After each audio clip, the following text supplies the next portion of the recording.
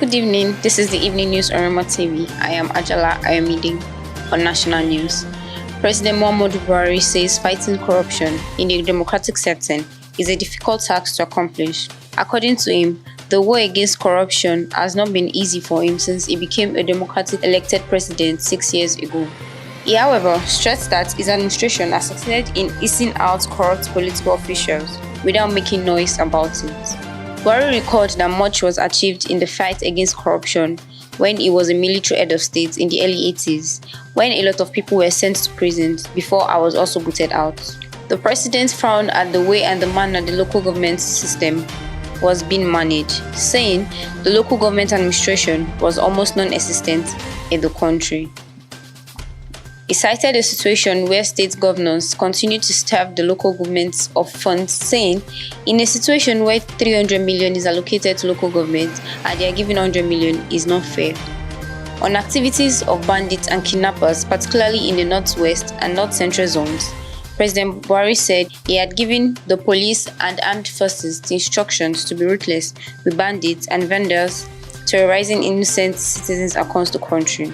He stated that he had told the security agencies to treat bandits and other criminals in the language they understand. Still on national news, President Muhammadu Buhari has again read the Riot Act to the indigenous people of Biafra, IPOB, noting it will ensure they are rid of their criminal tendencies. He added, what it means for the IPOB is that I will go after them through the military and the police and get rid of their criminal tendencies. I have no regrets whatsoever. Speaking on the issue of insecurity and nepotism, the president said, 2 Southwest governors came to see me to say cattle rearers are destroying farms in their state. I asked them what happened to the grassroots security panels from traditional rulers to local governments who meet regularly to identify the roots of their problems and identify crooks within their environment and apprehend the criminals who destroyed the system. Go back and fix it. Give your people a sense of belonging, he said.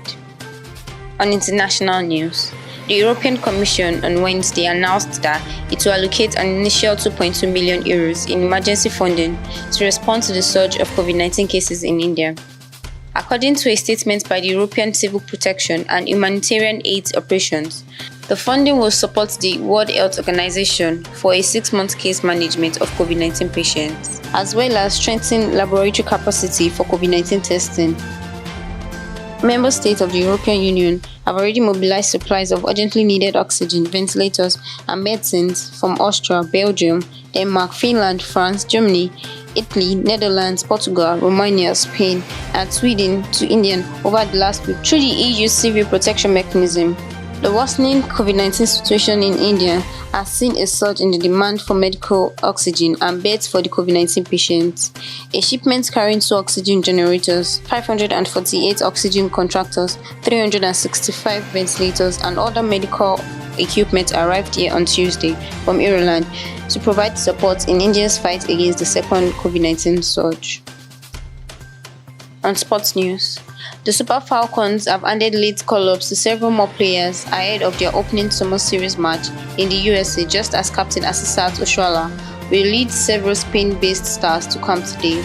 Nigeria opens the tournament in the US today against the Reggae Queens of Jamaica.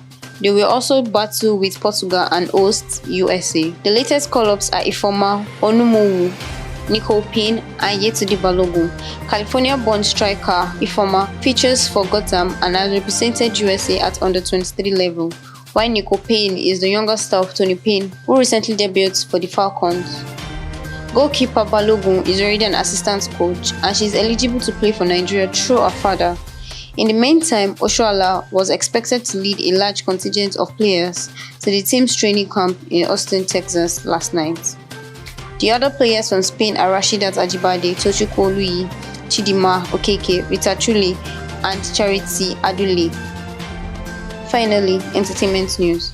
Nollywood actress Nkechi Blessing has finally released a photo from her secret wedding to her husband, Opeyemi Falegan.